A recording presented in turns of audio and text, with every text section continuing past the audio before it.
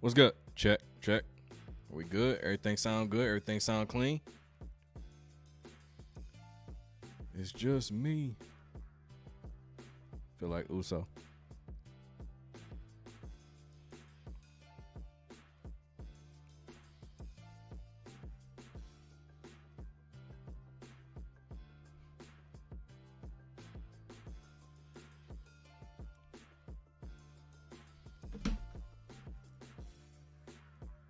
Whole lot of nonsense is going on this week.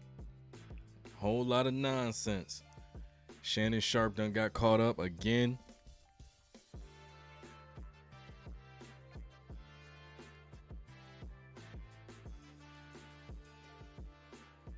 Let's see what else we got going on here.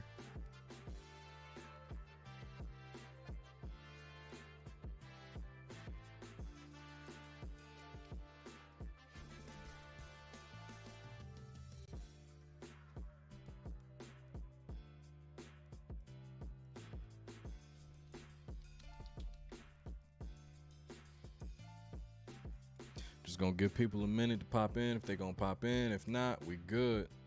We good. It's a Thursday. Feel like it's Friday.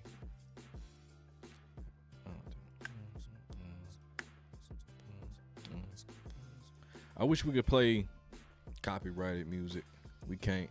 I'll be playing live on stage every single time I go live. Every single time. If you popping in, drop something in the chat.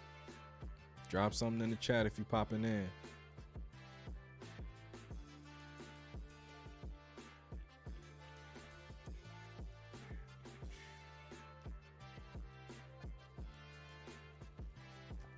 Yeah. If you in the chat, say something. Let me know.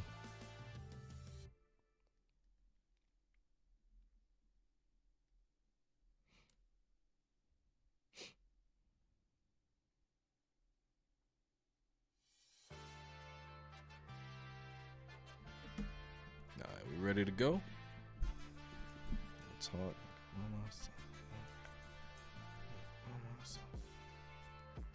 All right, let's cook. Everybody wants to know what I would do if I didn't win. I guess we'll never know. All right, what's good, everybody? Welcome to Outside the Playbook. We live 9 p.m. Thursday night. July 31st, last day, man. Feel like the summer's winding down. Feel like everything is just going back to the flow of things as usual. But, man, this week in the news has been crazy. Excuse me. This week in the news has been crazy. Sports news all week. Wild. Wild. From top to bottom. I mean, we start with the news about Shannon Sharpe. I'm pretty sure Shannon Sharpe news, he got the news earlier in the week. But, man. Shannon fired from ESPN, and I think he really got fired because it wasn't a situation where he was exonerated, right? Where he got to walk away clean, scot-free, didn't have to pay nothing out. He settled just to get rid of the situation. I don't exactly think that makes you look innocent, which is what I think Disney and ESPN is looking for, especially after the phone call or he went live on Instagram. What's her name? Cheryl or something like that. Like, after that, you already knew you was on thin ice. Then the news about the lawsuit dropped, and I imagine the news about the new lawsuit came out. So it's like, you know what, hey man, just go over there, do your thing. You already got Club Shay Shay. You already got Nightcap going on. And you know what's crazy is the genius thing about what he did, he made sure he didn't stop doing those things while the trial was going, or while the case was brewing and stuff like that, while the lawsuit was brewing. Made sure he kept doing his show like nothing happened. Stayed locked in, so you can keep that same rapport, continue to build your audience throughout the process of that lawsuit, man. But that's crazy. Then you got the situation with Gil, and I don't know if I can pull it up. Let me see if I can pull it up real quick. The situation with Gilbert Arenas, and he got caught up because I guess there was an Airbnb that him and a bunch of other people was using, and then it was like some illegal stuff going on at a poker game because of somebody else being there. He was kind of lumped in with her, but I don't really know the situation. Let me see.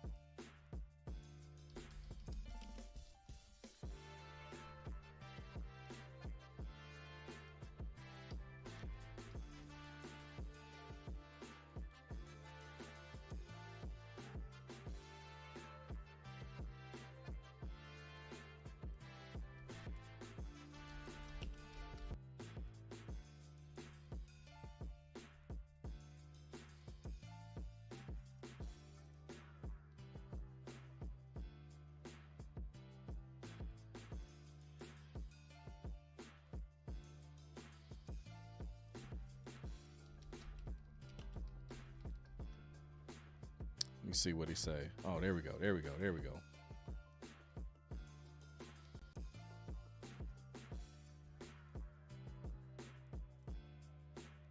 Arrested today.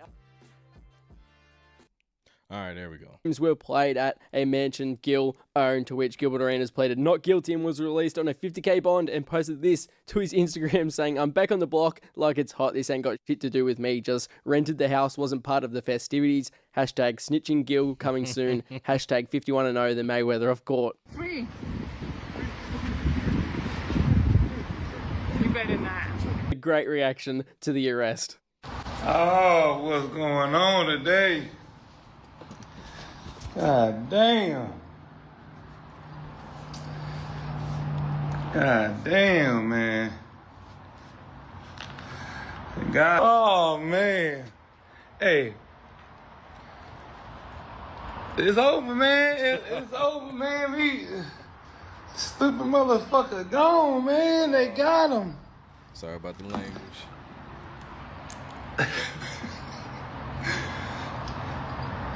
God damn, man, we just got out, man. I just got out, man. I do fingerprints and shit, man. They just got us, man. Hey, but don't worry. Don't worry about the show or nothing. Gil, but don't worry about Gil's Arena. I got that now. We might as well just change the show to Swaggy's Arena. And in conjunctions with Gilbert. We're going to put a little Gilbert sign on the side. It's still Swaggy's Arena until you come back home. Huh? And once you get out, it's back to you.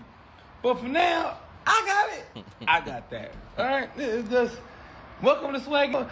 And don't trip. Because where you going, you can be comfortable. They got TVs. I'm going to send you all the updates. You can make all your bets on Underdog. Do whatever you want. You still there. You know, I seen you, you know, the feds say, when the feds, oh shit, Yeah, man. Got his stupid ass. And that's my brother, too. I love him. But he's stupid. Just see him. The coldest nigga. I mean, you know. Everybody, I'm going to get a t-shirt that say free Gil. Boy, I never thought I'd see that. Whatever he said, whatever y'all in conjunction with Gibbons Monday through Thursday, neither. Cause I'm tired of his. Oh yeah, this is what he said about. Yeah, be coming through a theater near you. We gonna be. I don't want Ken on there neither. Cause I'm tired of his shit too. I'm tired of Ken fucking with me. They need to take his ass to jail too. You know, just take them all. Kmart might put hands on this man. He just might put hands on this man this time. But he got cooked. Gil got cooked, and then Shannon Sharp got cooked. He said something about it. Let me see where he at. He talked about it on a, like he. Let me see.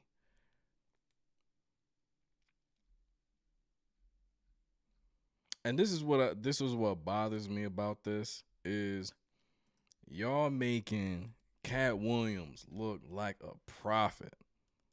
Everybody making Cat Williams look like a prophet right now.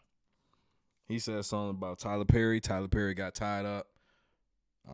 Tied up, untied. I don't know what the situation with that is. But yeah, man. Let me see.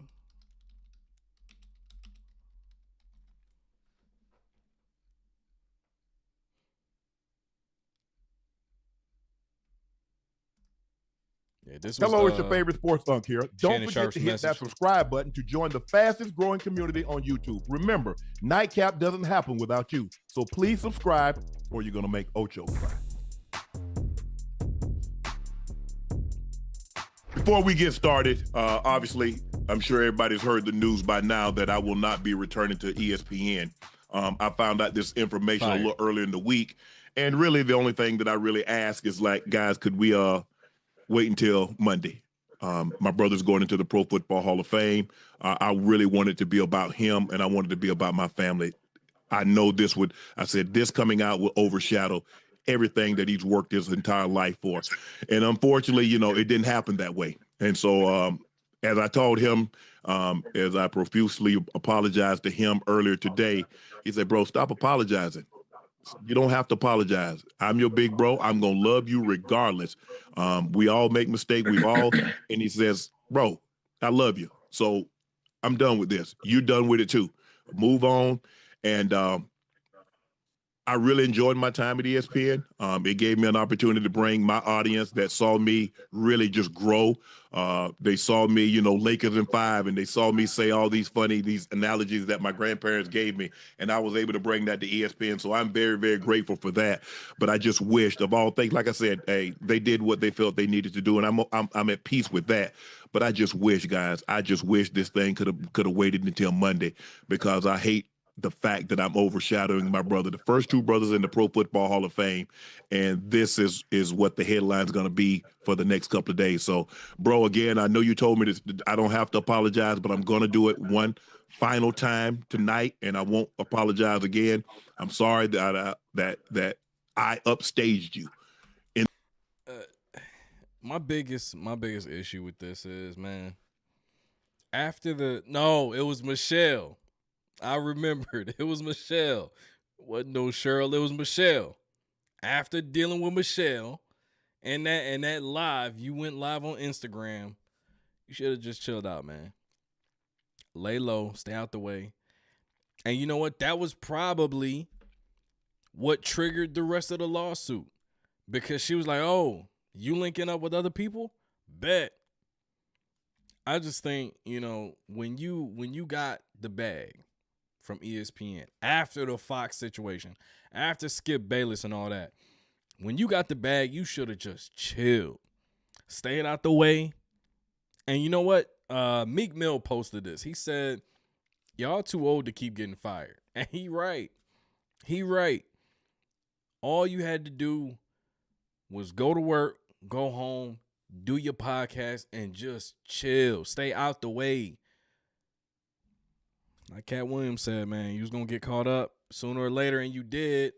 I ain't saying, everybody perfect. Nobody's perfect, but some things you kind of leave yourself vulnerable to, and this is one of those things. But he was dope on ESPN. I thought he had some great moments. Didn't always agree with his takes, but him and Stephen A. had a rapport. They had some chemistry. Him coming back for the NFL would have been nice, but like I said, when he settled, that killed that, because they probably like, hey, that doesn't mean you're innocent in this whole situation. So it is what it is.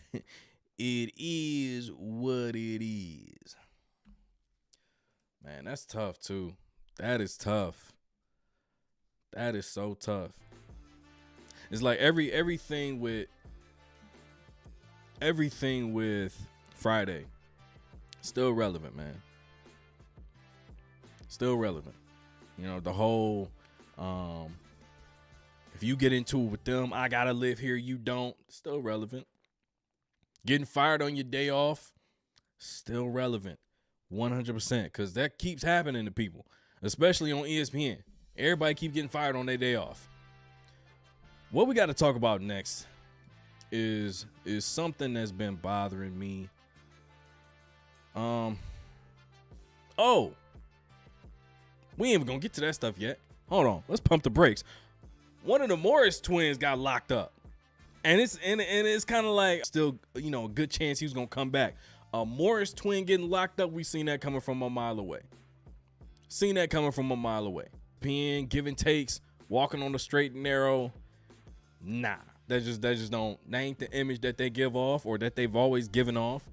This is more they speak. Doing something scandalous, getting into some trouble, fighting, getting in trouble with the law, writing bad checks, getting in trouble with the law, something like that. You know, they always into it with the law about something.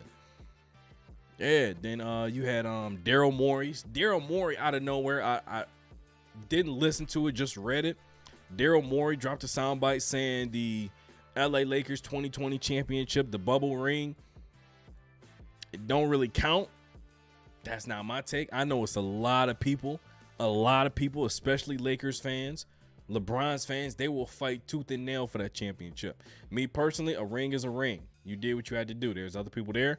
They all had an opportunity to win that championship. Only one team walked away with it. So, yeah, it is a legit championship, but circumstances are a little different, right? There's no travel. Not all the players were able to participate because the shortened season, you know, just different things like that. You know what I'm saying? So it was like, I see what you're saying, but there was a bunch of other teams in that bubble that simply just didn't get it done. I mean, if you look at who was that, the Utah Jazz blew a 3-1 lead. Okay. Denver Nuggets came back from a 3-1 deficit 2 times. So 2 teams blew those. Didn't Dallas beat the Clippers or something like that? Or am I tripping? I'm bugging. But, you know, Dallas lost to the Clippers. Denver came back from a 3-1 versus the Clippers, ended up facing the Lakers in the conference finals. LA got the job done. But like I said, everybody had an opportunity in that bubble. It ain't just like, you know, LeBron and them pulled up. There's like, hey, LeBron, ratings are low. We need you to get this one to make sure the ratings stay up. You know, that doesn't seem like that's what happened. All right, so I do think the Lakers ring was legit. But like I said, man, crazy week in sports, and somebody trying to circle the block right now on Shannon Sharpe. They're going back. Somebody said that it was a live stream he was on. He was on one of his episodes. I think it was Club Shay Shay. He said that, you know, a husband was leaving his wife because of the Usher concert. I guess it's a defamation of character or whatever the case may be, hitting him for $20 million. So all of this happening leading up to his brother's coronation in the Hall of Fame, and this is all we talking about. I see why you would apologize. Because that's tough. That's tough leading into the Hall of Fame weekend. You going back, you trying to remember all these great moments, and, you know, you dealing with this stuff, and your brother got to hear about it consistently. Now, let's get to my first point of this episode. One of the things that I wanted to talk about, because like I said, it's been getting on my nerve. It's been getting on my nerve to the point where I'm trying to stay away from making videos about the WNBA. I'm trying to stay away from making videos about Caitlin Clark and Angel Reese and Paige Beckers and all these other players. I'm trying to stay away because the only thing it's going to breed is negativity either way, no matter which way you go with these players. If you're a fan of one or you say, you know, they need to make some adjustments, they need to do X, Y, and Z, it's always going to be some negativity, more so than the NBA. Like, more so. NBA, we can have an educated conversation. I had somebody in my comments earlier. Michael Jordan versus LeBron. Educated conversation. Some of those conversations do go left, but a WNBA comment section, everything's going left. Everything's going left. And one of the things I'm seeing happen with Candace Parker, everybody's looking at her the same way the NBA looks at Shaquille O'Neal, except for she's spitting facts. She made a list of players. I think it was the top 10. She said, hey, me personally, I don't see her above Asia Wilson, you know, Kalir, Paige Beckers. I don't see her. I don't either. I don't see her above Paige Beckers. Sabrina, Stewie, you know, she had her in a lower tier in a group of 10. Doesn't mean she's at the bottom of the league or anything like that. She just not better than those MVP and championship caliber players, and then superstar players that were named. And then there's a conversation, well, you had Caitlin Clark higher up on the list. Well, she's the cash cow. That's just the way it works.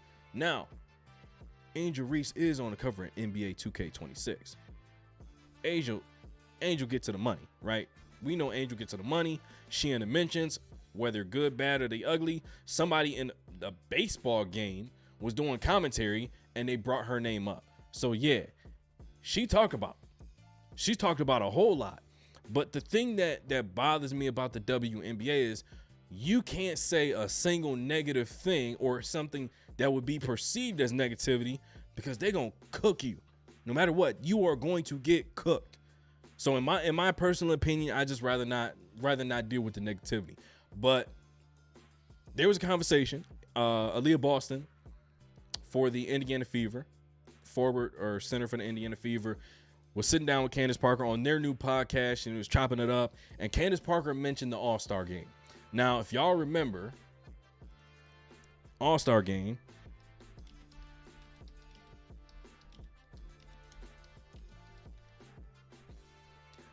these were the images that were shown, okay? They wore these shirts saying, pay us what you owe us.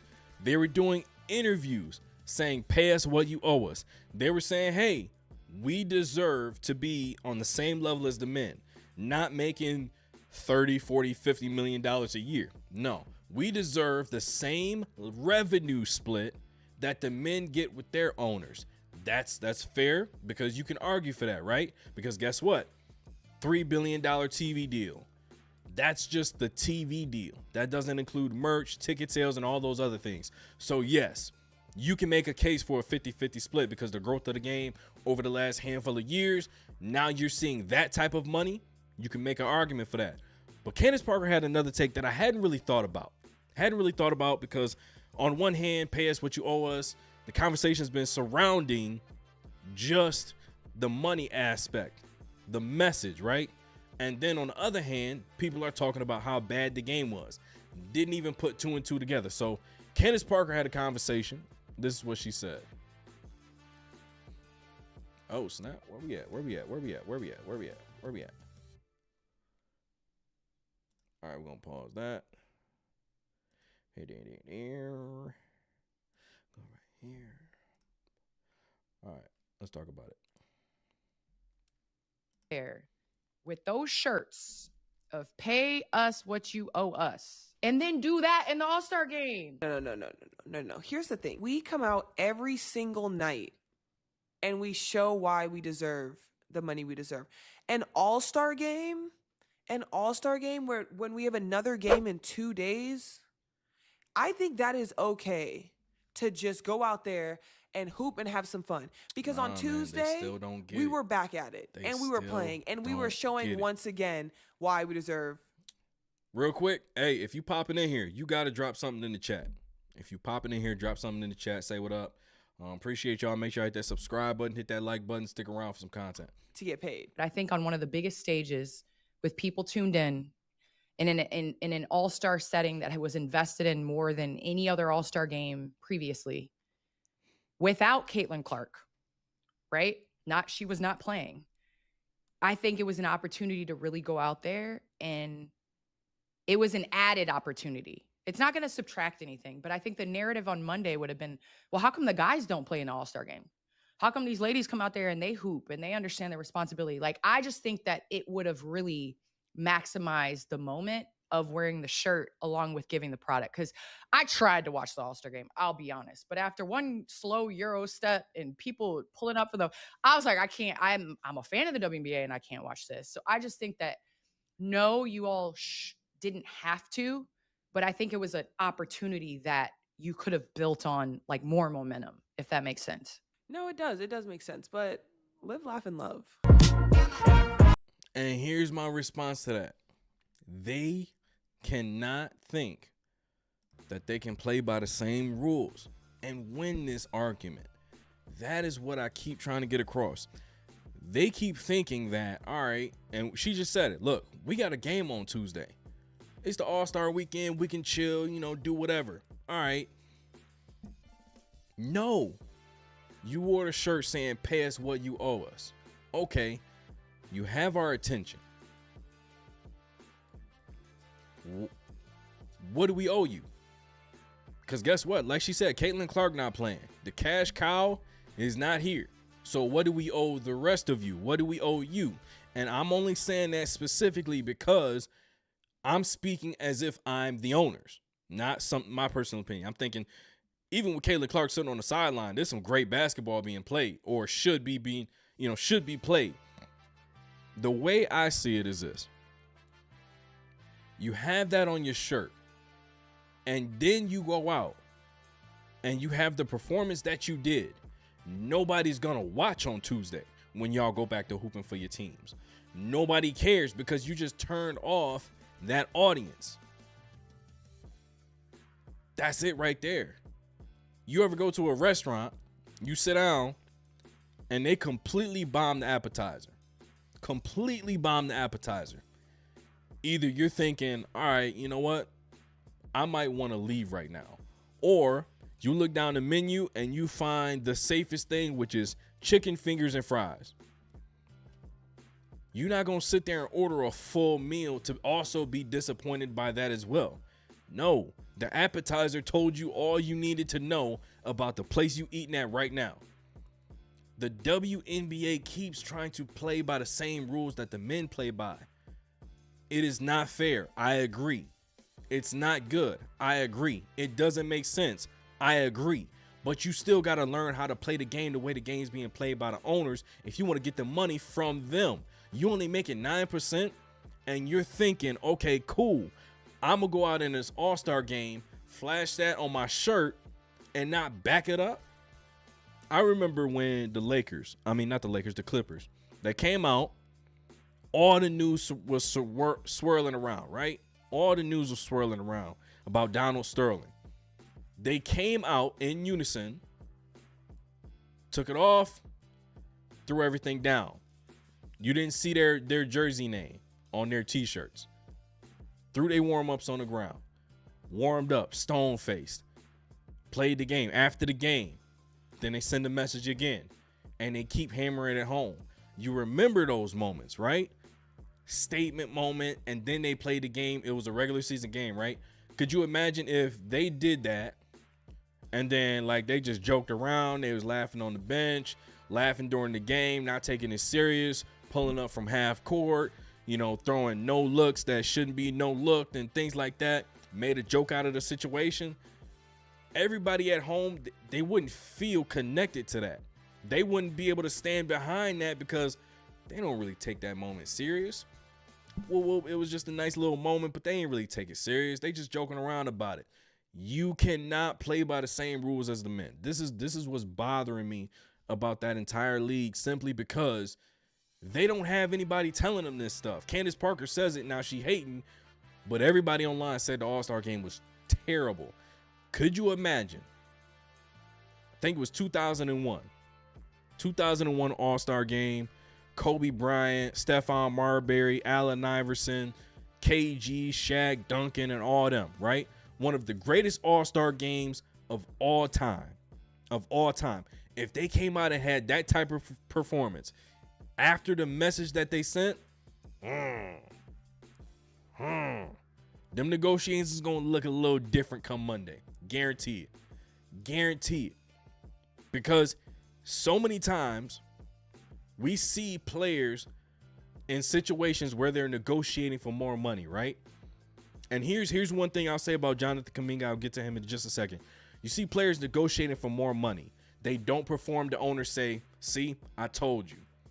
Then, all right, cool. You don't want to pay me. I'll go somewhere else. They'll pay me. I'll perform like this for them. Become an all-star. Told you. You should have gave me my money when I asked for it. But now you see players like this. Jonathan, I'll talk about Jonathan Kuminga for just a second, where his situation is, I think they know he's going to perform. I think they knew that. That's why coming into the situation, cut his minutes, cut him out of the rotation, say we don't know what we got for him. That way we don't have to pay him a certain amount of money. We don't have to make a trade deal if we don't want to make it. Pay him whatever we want. He'll take it, and he can stay here, and then we'll give him his minutes. I think that's what happened with him. But on this side of things, when you have a moment like that, then you perform, you go to them and you say, now what? Because guess what? Their cash cow wasn't playing, and we still did this. Had everybody on the edge of their seats. ESPN talking about us the next morning. Not just our T-shirts, but the game that we played. Come on, man. Y'all got that money in the bag. Wouldn't be no more. You couldn't even have a back and forth for that. You couldn't. You could not have a back and forth for that, because guess what? It is the best players in the world playing at the absolute highest level. You got to pay them. You got to pay them after that. Now, from one thing to another, all right, one hot topic to another hot topic. We're gonna talk about the Michael Jordan stuff that I was talking about.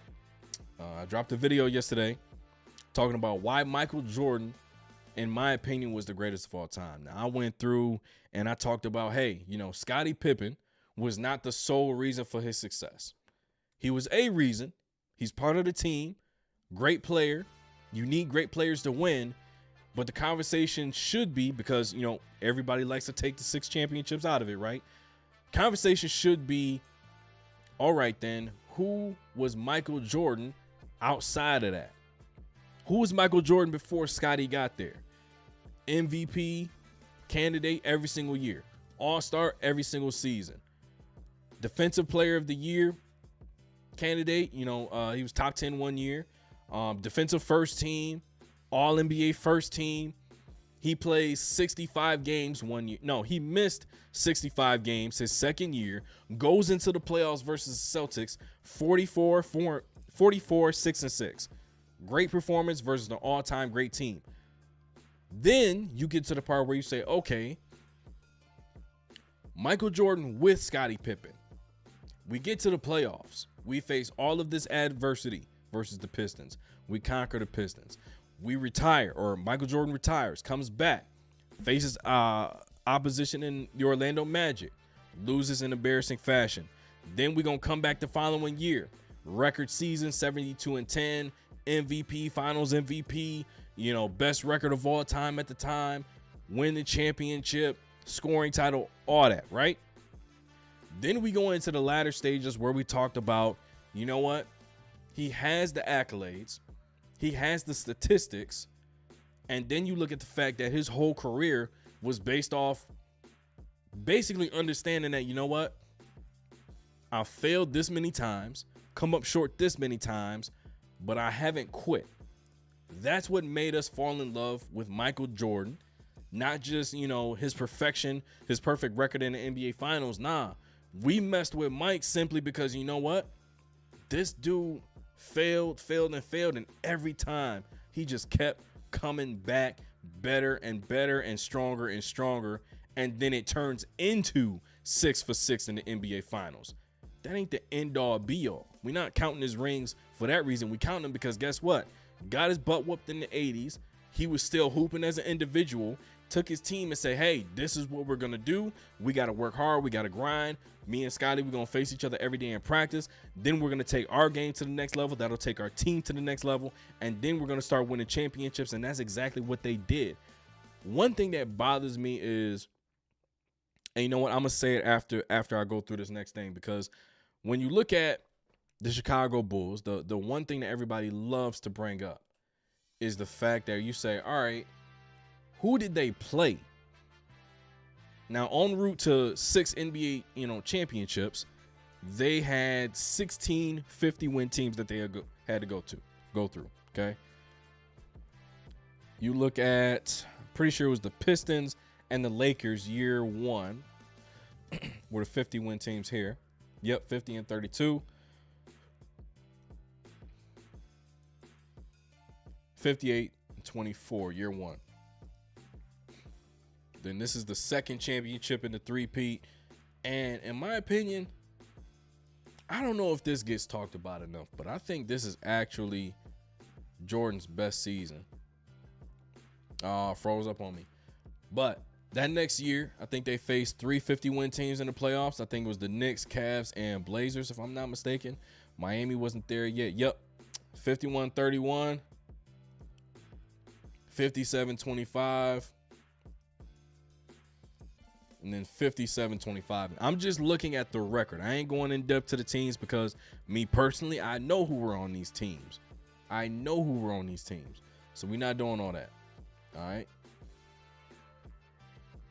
Then this year, were the Hawks 50-win team this year? Or were they 40-something? 43 and 39. Yep. So they don't count. So Cavs, Knicks 60 wins that year. Phoenix was definitely a 60-win team. That was Chuck. Chuck was going crazy that year. What was Chuck doing in the playoffs? Pretty sure he had like a 40 and 20 game in the playoffs. Something crazy.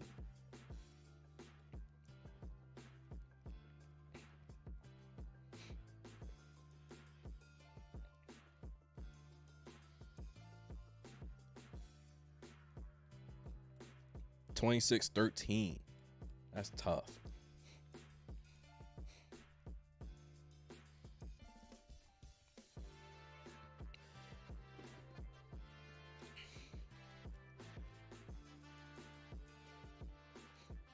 Now, this is what everybody loves to talk about. This is what everybody loves to bring up in the Michael Jordan argument. Hey, when Michael Jordan left, the Chicago Bulls still won 55 games, got to the playoffs, and was one win away from going to the conference finals. Let's talk about it, because guess what? You still had the infrastructure of the team. The only person that was missing was Michael Jordan. What up, eye test? My dog in here. Go check out the eye test after this video. Don't leave in the middle of my video. After the video, go check out the eye test and his content. Dope stuff. Dope content. Without Mike, okay, this is what it looked like. So Scottie Pippen, 22, 8.7, 5.6, 2.9 steals. Horace Grant, 15 and 11. BJ Armstrong, 14 points, 4 assists. You added Tony Kukoc. He was not there when Mike left. You added Tony Kukoc. You brought in Steve Kerr. You brought in Luke Longley. You still got Winnington, Cartwright, and all them. You still got Purdue and Paxson.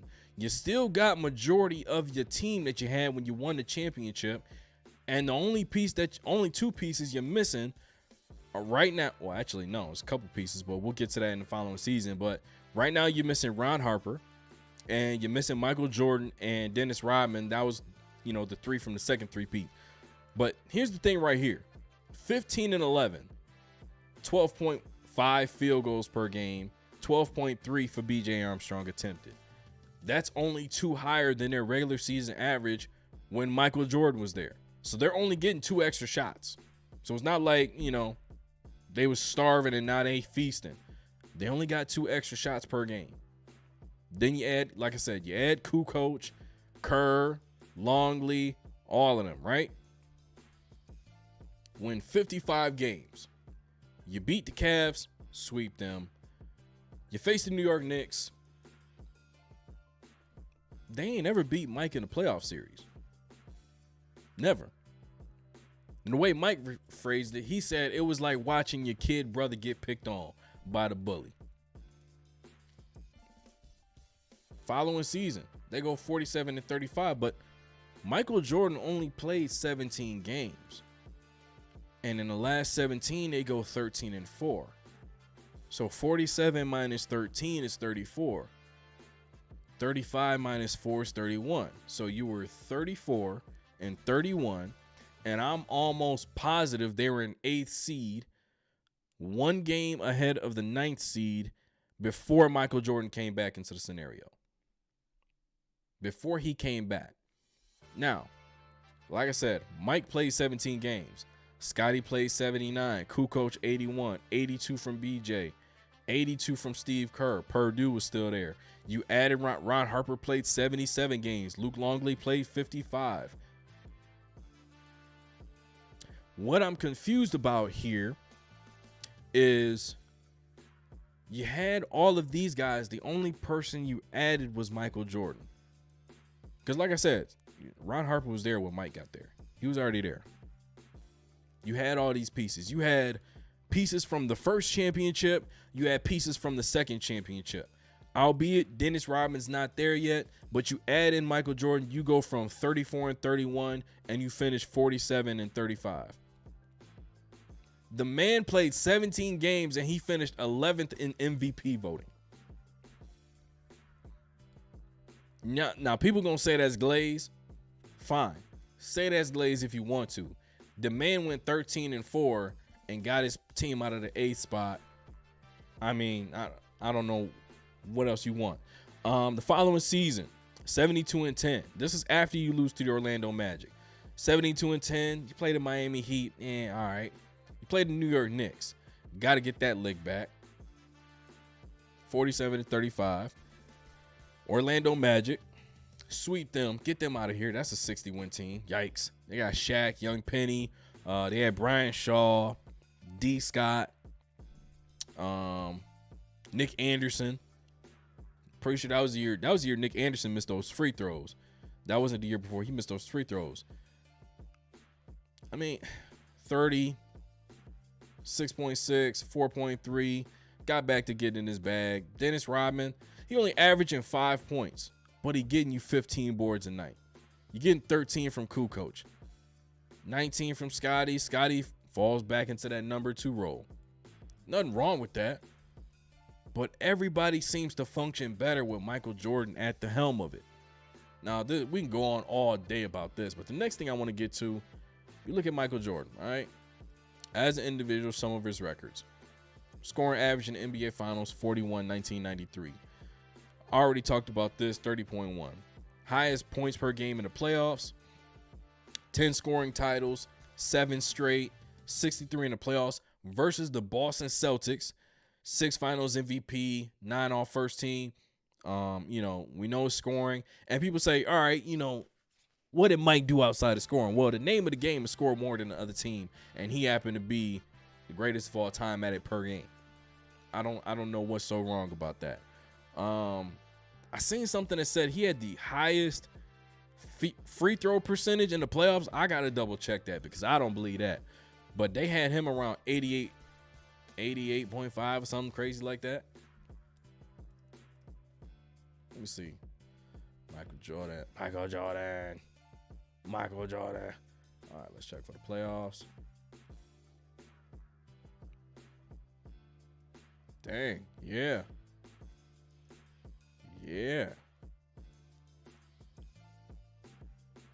8.2 free throws per game. That's most all time. So he was getting to it.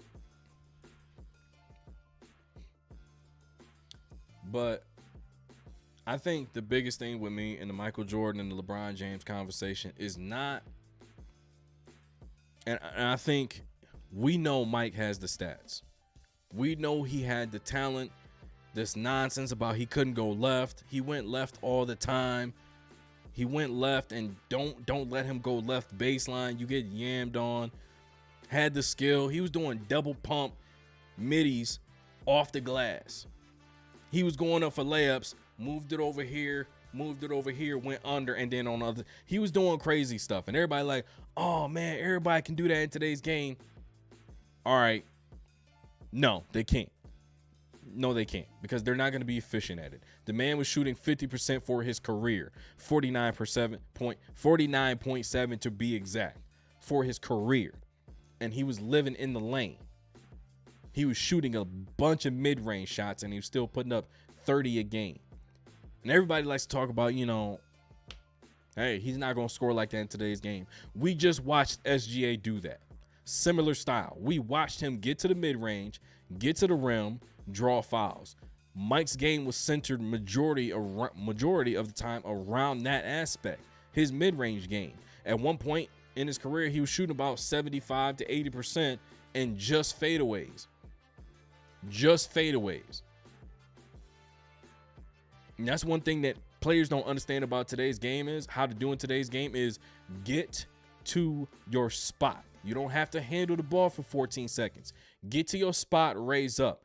There's nobody in NBA history, I don't care who it is, as great as Michael Jordan as getting to his spot, raising up, but raising up with elevation. The man early in his career, the 80s Michael Jordan, was raising up like he was about to dunk, but he was standing at the free throw line for a jump shot. He was that high on his jumpers. In today's game, he can get his shot off anytime he wants to. He's fast, he's strong, and he had bounce. He's going to be able to get to his spot because he also had the handle, he also had the IQ, he had the creativity, he could hit tough shots, and he was going to be efficient at it. And don't tell me about, you know, Rudy Gobert standing at the basket, Giannis and all them standing at the basket. All right, well, he had to go through how many Detroit Pistons to get to the rim, and he was getting knocked to the ground. He was going to go through Mutombo, Mourning, you know, Patrick Ewing, Mutombo, all these dudes waiting in the paint for him. Sigma. I mean, all these dudes is waiting for him at the basket, right?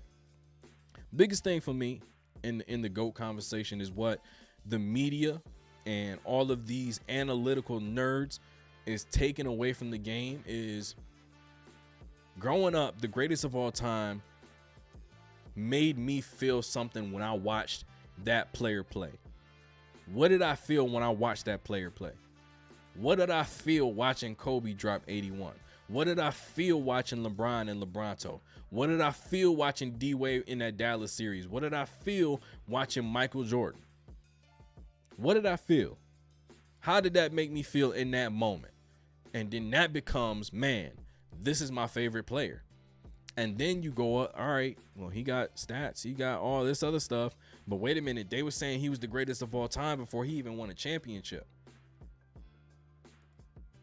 So there's a lot of layers to it, but simply we need to get back to the point where we say, how did we feel? And this is me saying I'm learning to do this because I want to be able to respect everybody's basketball opinion and not go crazy on it. I want to be able to respect the fact that somebody else's, you know, GOAT is LeBron, Kobe, Kareem, Larry Bird, Dr. J, which we'll talk about those two in just a minute. Kevin Durant, talk about him too. All of these players is somebody else's GOAT. All right. Now I disagree, and we can have a conversation about it. But this whole thing about, man, you just don't know basketball, nah, that ain't gonna fly no more because it's a cop-out. That's a cop-out. And it makes me think you don't really love the game. You just want, you know, you just want what you can get out of this argument. You want to be, you know, the smart one, the intelligent one, make everybody else look stupid. I don't need to have that conversation. Me personally, this person made me feel something when I watched them play. The only one that I'm not giving, you know, credence to is the dude that said Paul George was his GOAT. We got to address that at another time. Going into the main event, we got to talk about the Mount Rushmore of the small forward position. Before we get into that, all right, check out this ad one more time. Make sure you get this video a like, subscribe to the channel, click the link down below to get discounts on brands like Fanatics, Dad Game, and Dubby, check this ad out real quick, and I'll be right back.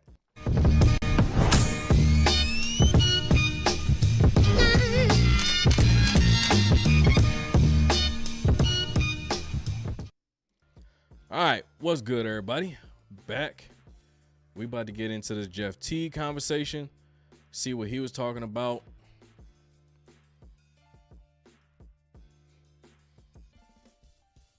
All right, man. Love Drake, Kevin Durant talking about his Mount Rushmore of small forwards.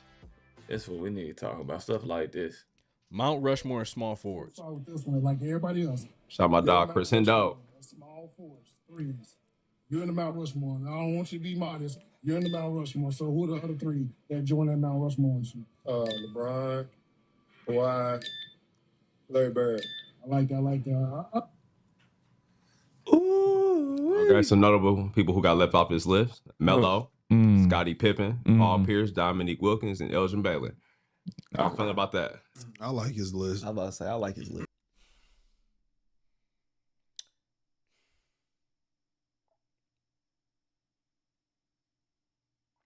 Man, listen.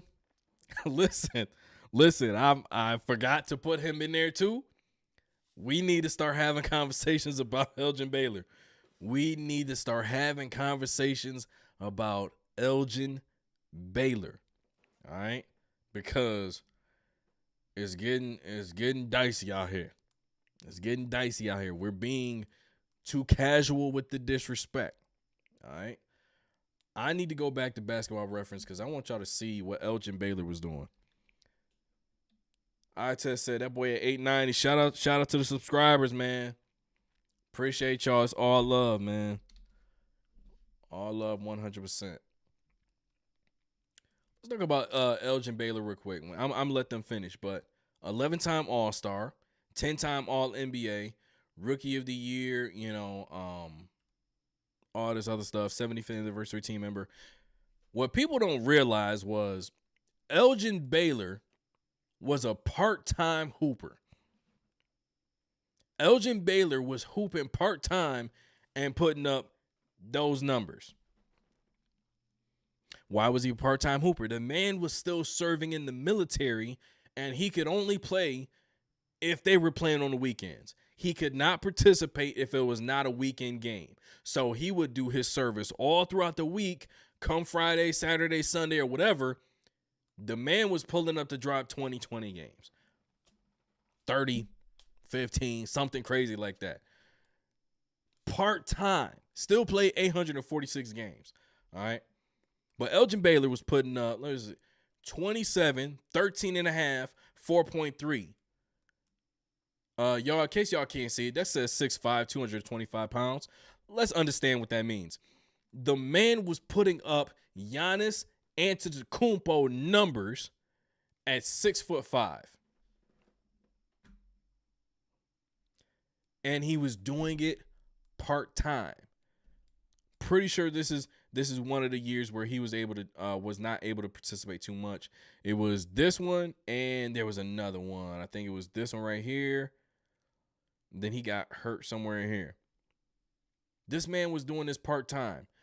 This is year. Correcting myself. It was for one season. He was doing his service, could not participate too much often, played 48 games, 38.3, 18.6 points per game, 18.6 rebounds per game. Excuse me, I'm too hyped right now.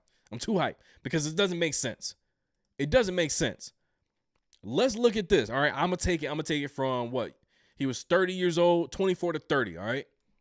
If we look at just 24 to 30, I don't even know if there's not even a player in NBA history doing this, let alone for the career. NBA history, there's nobody doing this. You could talk about Wilt Chamberlain, maybe. All right, cool. Let's talk about Wilt. But 30, 15, 4.3 assists. That doesn't make any sense. It doesn't make remotely any sense to be 65 and you averaging 30 and 15 across 7 years. Get out of here, man. Get out of here. Get out of here. That don't make no sense. So, excuse me, Elgin Baylor, you have entered the chat.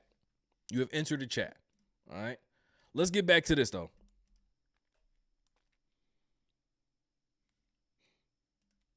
I'm rolling. I'll probably put Pippen in there though. Yeah, I'll probably take Pippen not in this Kawhi. conversation. I'll take Pip over Kawhi. Yeah. I'm not No. rolling. You like Kawhi? No. Yep. Only reason Why? I say Pip is because Kawhi don't got that many games, bro. He sit out a lot. Oh, this nigga. Just for the sake of a conversation, I'm taking Kawhi. It mess up his stats. Why? Cause bro, he went and got a chip, bro. That's tough. He got 6 of them.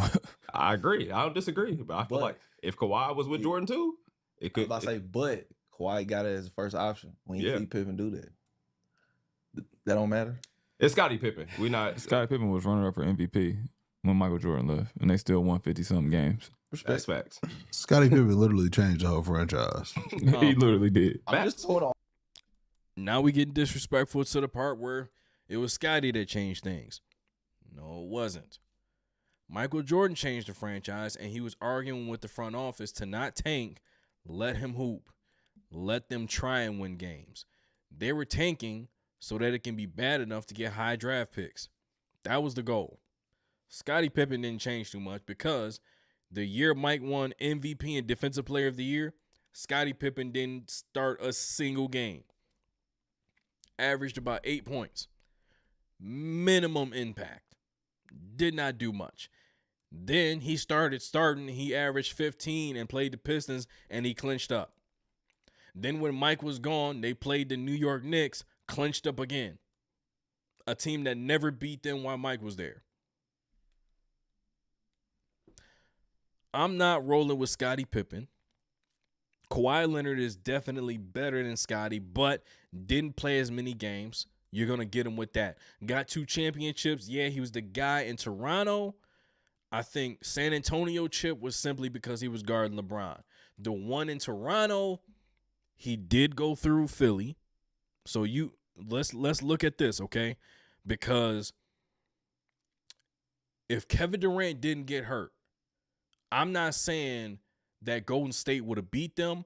I'm saying you look at the bodies he lined up at his position. I'm not talking about just guys and names on the other team. I'm talking about bodies he lined up. That playoffs, you go from Jimmy to Giannis to Kevin Durant. If you lined all 3 of them up and knocked them down, now we talking about, all right, put him on a Mount Rushmore or put him ahead of Scottie in the rankings. Rankings are a different thing because rankings take into account those championships, whether you think so or not. I'm talking about in the case, for Scottie, those 6 count for a lot more because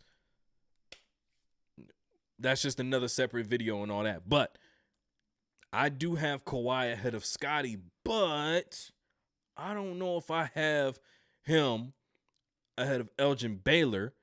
And then we got to have another conversation about a name that don't get thrown into this talk enough. Somebody who really pioneered this new style that we've been seeing for the past 50 years. He fathered this. We got to have more conversations about Dr. J, and I think it's getting out of hand. He ain't brought up too much in these conversations.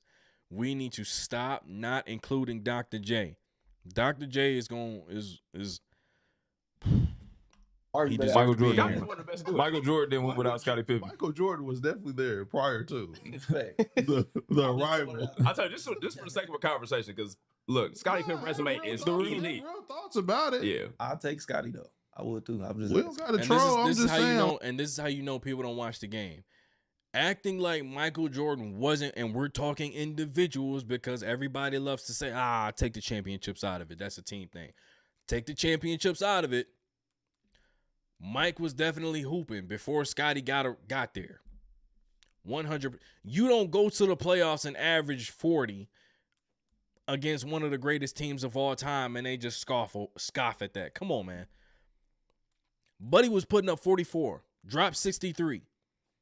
Come on, sir. Let's be honest about this. All right? Stop acting like Mike wasn't hooping before Scottie got there. Because you can't say take the championships out of it and then ignore what he was doing. Either you want him in there or you don't. You can't keep dancing around opportunities and say, nah, Mike wasn't like that. Come on. It's annoying. All right? Because guess what? I'm going to have the same conversation when I do a LeBron video and somebody in the comments talking about how LeBron wasn't like that. I still say he deserved the Spurs finals. I still think he deserved the Spurs Finals MVP, 17.8, 6.4, 2 assists, 1.6 steals, 1.2 blocks while guarding LeBron. Yeah, but that MVP really could have gone to anybody. You know what? Don't just talk about it. We got to do the homework. So I'm going to pull it up. I'm trying to make sure I'm better at this. Not just saying stuff. We got to talk about it. We got to talk about it. All right, so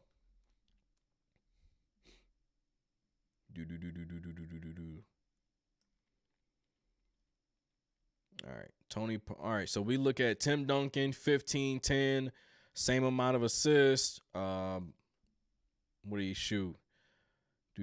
56, 67. Kawhi was shooting 61, 50, 78.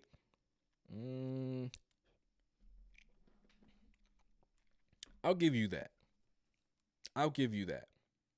Young Kawhi Leonard, MVP 2014. I'll give you that. Yeah. I'm not saying it was a landslide, but it's a fair win considering they all hooped. I 100% concede that point. 2014, give it to Kawhi. All right? But here comes the next problem.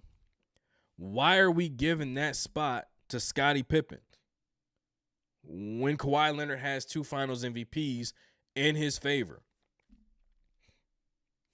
Why are we doing this? And this is the thing that bothers me. I think Kawhi Leonard was ranked 32nd on that all-time list, and Scottie Pippen was what? 29? Why?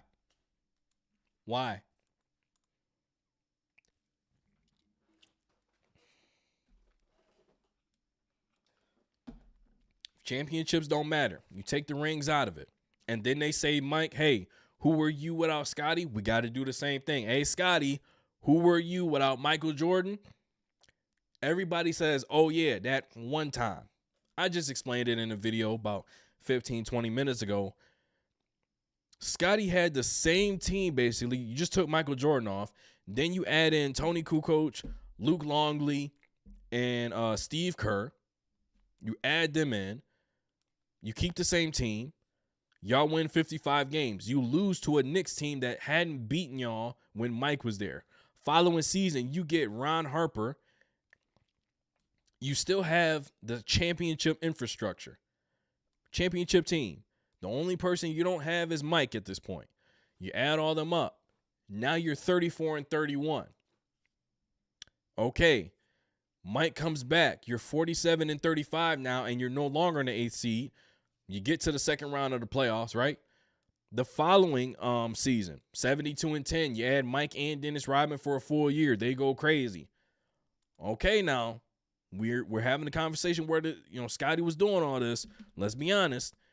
And then you see who Scottie was when he went to Houston and Portland. Scottie was the third option on both of those teams. He was not the second option. He was the third option. In Portland, it was Rasheed Wallace and Steve Smith who was getting majority of the touches. Then you look at Houston. Obviously, Charles Barkley and Hakeem Olajuwon are better than him. Scottie was the third option in those situations, and he did not win. So, if we're going to say, who are you without, we got to also say, hey, who are you without him? You can't just keep saying, 55 wins when Horace Grant upped his production. B.J. Armstrong upped his production. You add in a number of other pieces that helped you win 3 more championships when that guy came back. So, I don't think Scottie Pippen belongs in this conversation, but I'm putting Elgin Baylor in play. I'm putting, obviously, Larry Bird's going to be brought up in this conversation, so we're going to let it play. But there's, like I said, we got to talk about Dr. J. I ain't mad at Kawhi, though. I'm not mad at it. I'm going to just roll with Scottie. I like Scottie. Bro, I ain't seen nobody want it done in the league, bro. He went to a city, got a ring, and dipped out. That's elite. Yeah.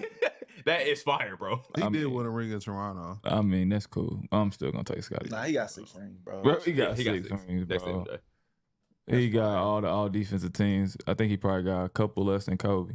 But he right there, though. I think he just saying Kawhi because he didn't play Kawhi so many times. That's his error. How many all defensive teams he got? I think Scottie got like 8 or 9. 8. That's it. Okay. He don't got 12. I'm rolling. Yeah. How many Kawhi got? That's crazy. 6. Scott people only got 7. Never mind. Yeah, that's nuts. Nigga was Kawhi known got for 7. defense.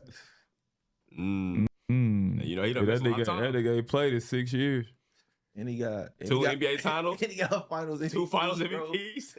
6 All-Stars. Give me Kawhi, bro. If Kawhi played a couple more He years. got 2 finals MVPs, bro. Give me Kawhi, bro. He got a lot of shit for him not to play. That's what I'm saying, bro.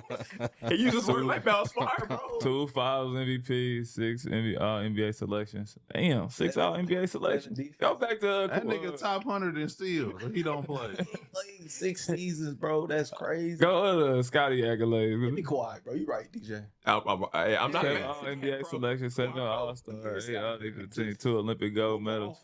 Bro, Kawhi and Jordan would have been 7th in crazy. steals. He's 7th in steals, though. 37th in assists. 65th in scoring. 94th in rebound. Nah, Scotty 111 cold. blocks. His accolades are elite. Crazy. I'm still rolling with Scotty. I'm gonna go Kawhi, a legend. I'm going with Kawhi. I'm going Kawhi, bro. Kawhi number 5 for me. Them 2 finals. If Kawhi win, yeah. But I told motherfuckers, if Kawhi win, I'll take Kawhi over Scotty, but I don't know if. You know what? I'm gonna take Elgin Baylor out because you gotta have stats, but you also gotta have the accolades. We gotta take Elgin Baylor off of my personal list. We gotta take Elgin Baylor off. It's just this Julius Erving conversation, man. 16-time. I'm gonna put it up here. This is what I'm talking about. All right.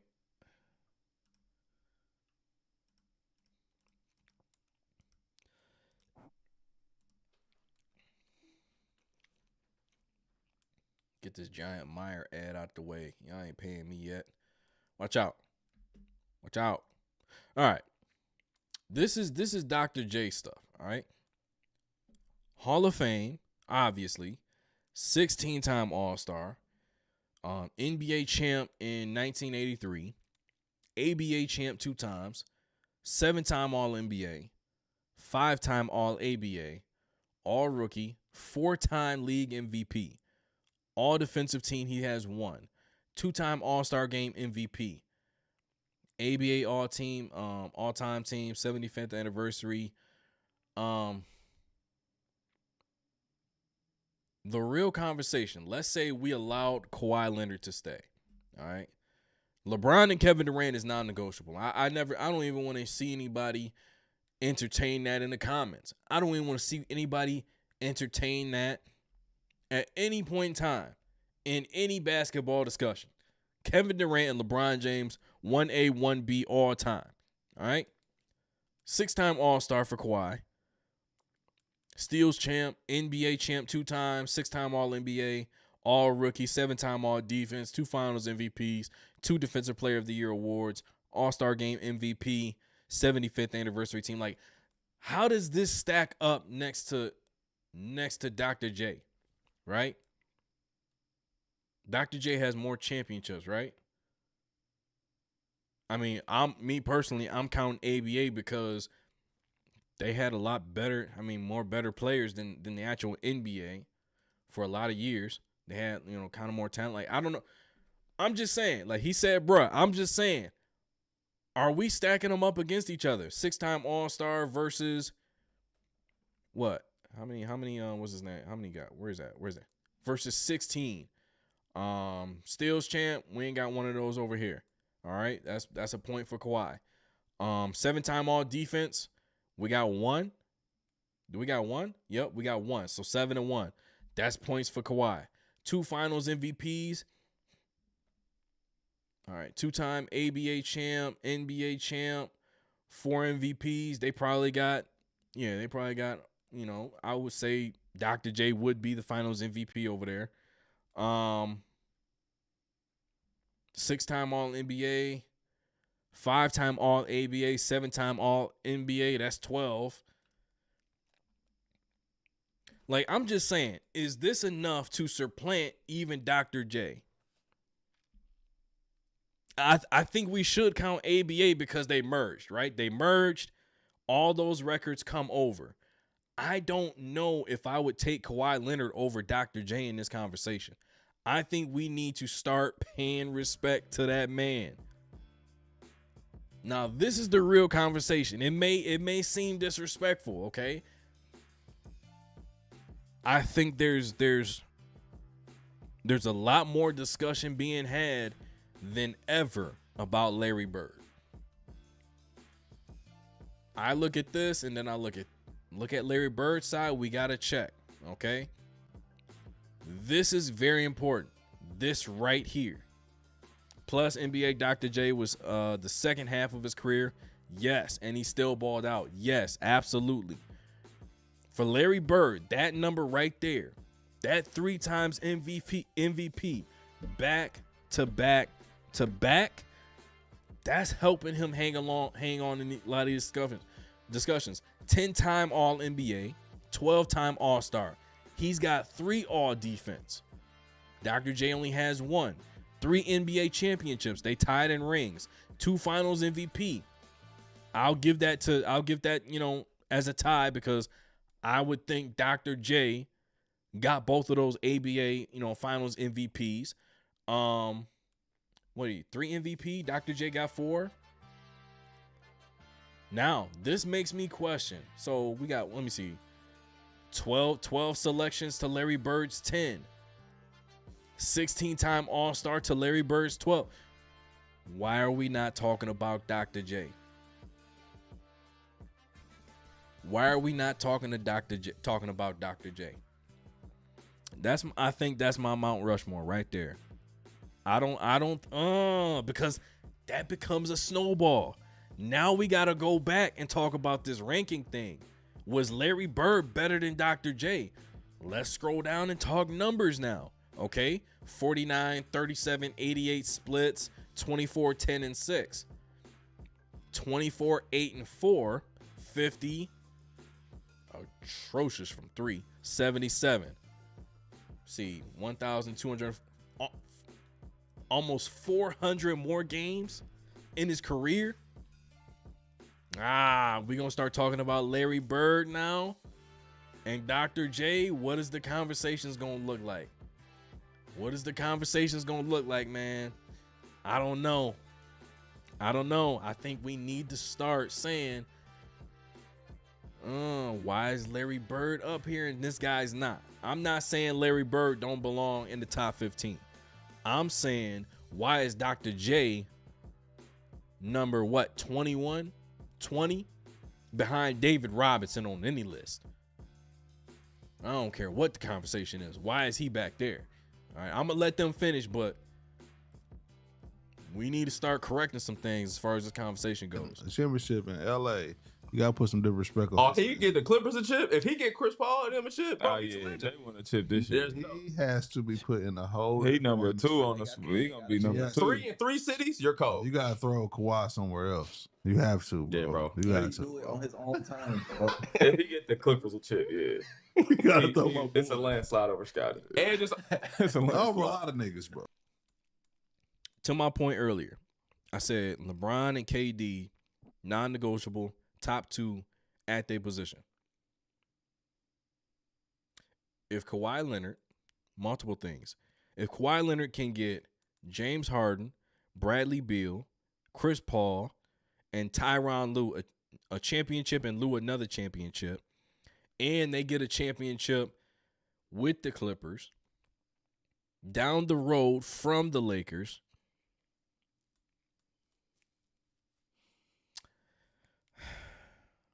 also depending on who he beats in that NBA Finals,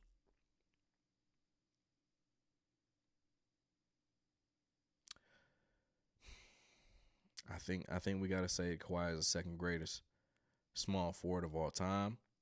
And I think we have to put Kawhi Leonard in that top 15 conversation. The only problem that will always present itself is how many games is bruh man going to play. And that's going to show itself every single time. Anytime we had these talks, how many games is the man going to play? He going to play, what, 40, 50? Let's look. Kawhi, he played 78 games one time. He played 78 games one time, I think. Let's look.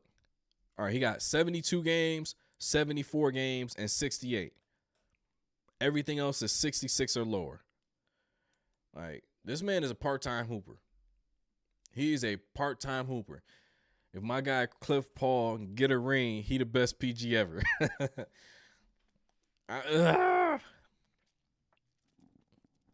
Let's talk about that for a split second because we got time. Let's talk about these point guard conversations because Perk brought it up. He said Chris Paul is not top 10. Said he's not top 10. One thing I did agree with him on, he ain't better than Russell Westbrook. You can argue all you want to. Chris Paul, in my opinion, is not better than Russell Westbrook. Now, that being said, where does Russ rank? Where does CP3 rank? That's got to be a conversation we need to have. We could probably chop that up, next week. We can make a video for next week, talk about, rearranging the top 10 and all that. I'm joking, but I say it because I love Chris Paul. If he gets a championship, I think we should move him past Isaiah Thomas and John Stockton. If Chris Paul gets a championship, if he gets a ring, I think we can have that conversation legitimately. Yeah, he's better than a lot of people to like press the floor, bro. You name him, bro. You stab him, we grab him. He better KD. Yes. You stab him, we grab him. What about Paul Pierce? Yes. Yeah, he already better than him. He better than Paul Pierce. What about If he Melo? wins the championship, yes. He already better than Melo. He might be better than KD if he wins. Nah, for real. That's gonna be 3-5. KD, I think is the greatest player to ever touch a basketball. But if he win in LA, that'll be 3-5. If he win the Clippers, shit about Quaco. All the rest. All the rest. Nah, for real, bro. My boy be hurt. You know what I mean? But he be rested too. You know what I mean? Take it easy. Hey, and don't forget how he did San Antonio. He said, "Oh, y'all on that? I'm not playing." He won a Finals MVP there. He's gonna have It three did. in three 'Cause he different said- cities, bro. That's I crazy. don't know nobody else who did that. Nobody else LeBron. has played basketball in their terms the way Besides Kawhi has. Bron. Yeah, but outside of Bron, ain't too many people play basketball in the terms that And they Kawhi push you has. on a bro. level. You same me and Bron. You got to talk that talk. 3 in 3 cities. I'm Yeah, cold, well, bro.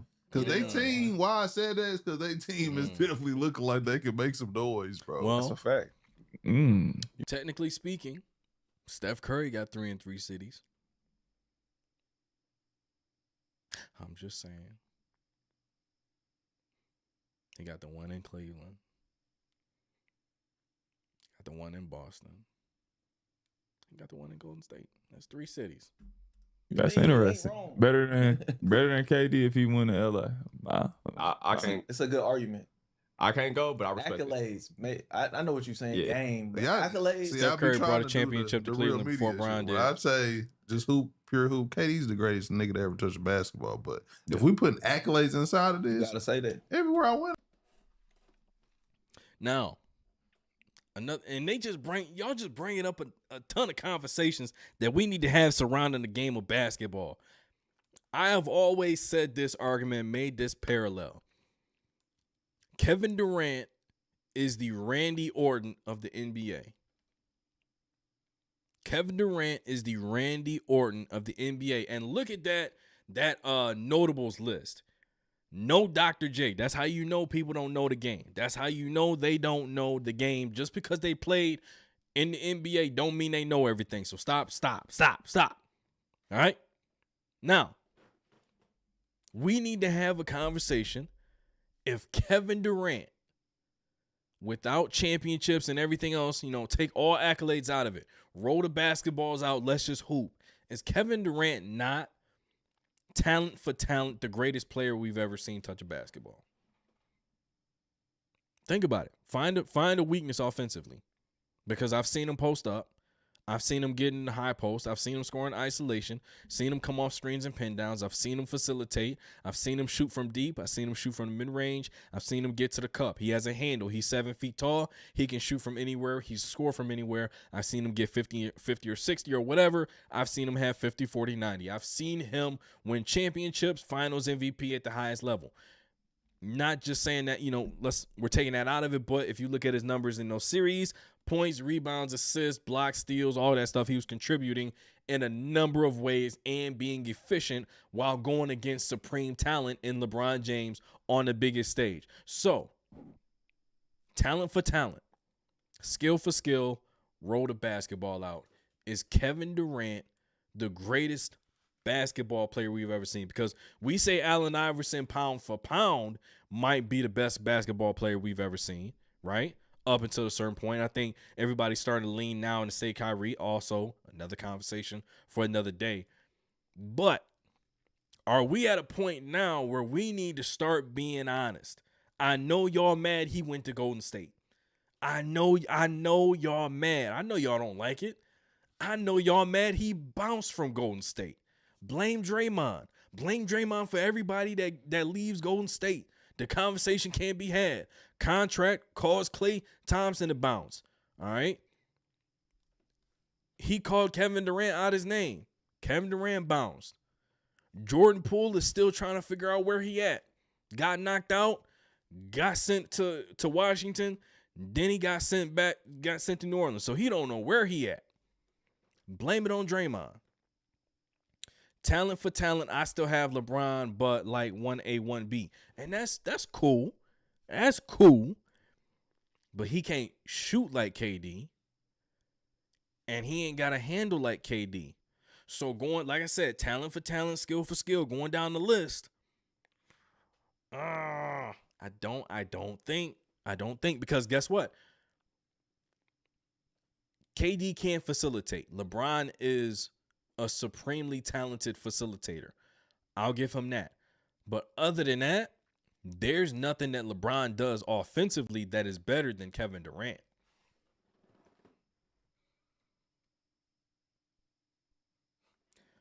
Somebody's got to tell me something.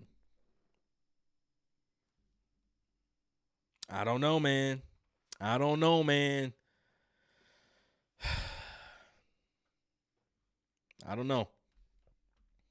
I won, bro. You gotta say that, bro. That's a fact. Every team you played on, you won. Where he went, Yeah. I really won. I really did. And I got some franchises that ain't never gonna get a chip without me. If he get one in LA, bro, I got Toronto and. What do you mean facilitate defenses? You mean facilitate against defense or orchestrate on defense?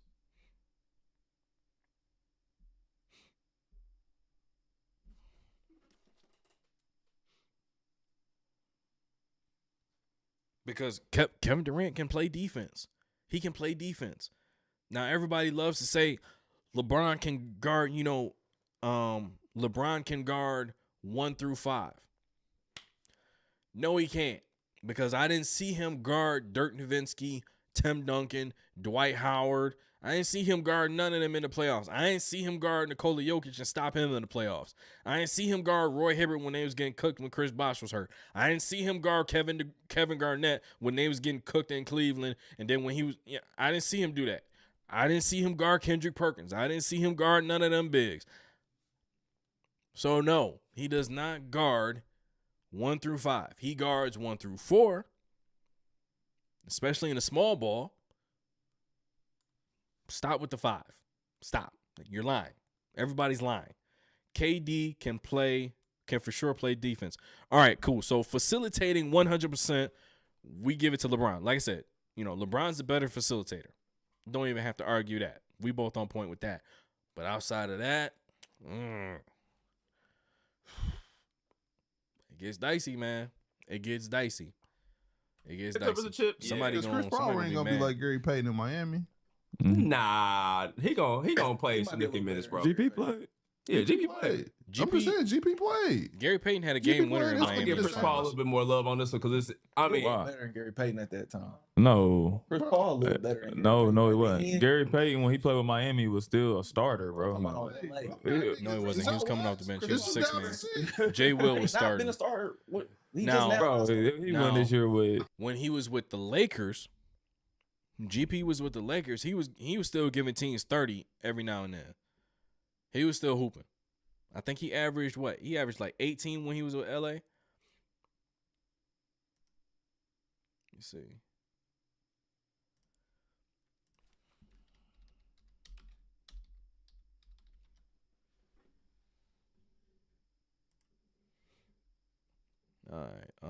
The Lakers. GP averaged. All right, he averaged 15 per game in LA. Then he averaged 11 in Boston. Then he came to Miami. Okay, but he was still hooping with the Lakers. All right, he had some really good games with the Lakers. I'm gonna pull that up real quick. See, we on the same page. Said they don't know nothing about GP in Miami. I be trying to tell people, man, just because they played in the league, do not mean you got to listen to them. Let's see. 30-point game versus Cleveland. A bunch of 20-point games. But GP in Miami, all right, the biggest thing about GP in Miami is he knew he had to play. Everybody had to play a role to be successful in Miami. He played 81 games that year.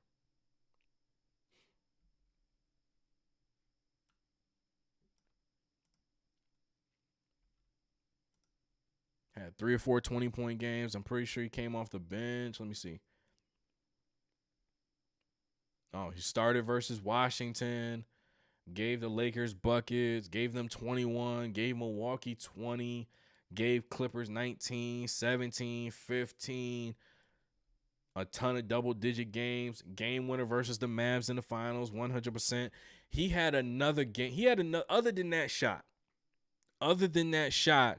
he had a floater. I think it was it wasn't just game 3. I think he did it again in game 4 or 5. Late game situation. He got a floater off towards the end of the game. It wasn't the game winner, but it was a clutch bucket. The Clippers, bro. He might no disrespect. I'm just saying the level that he once was. Yeah.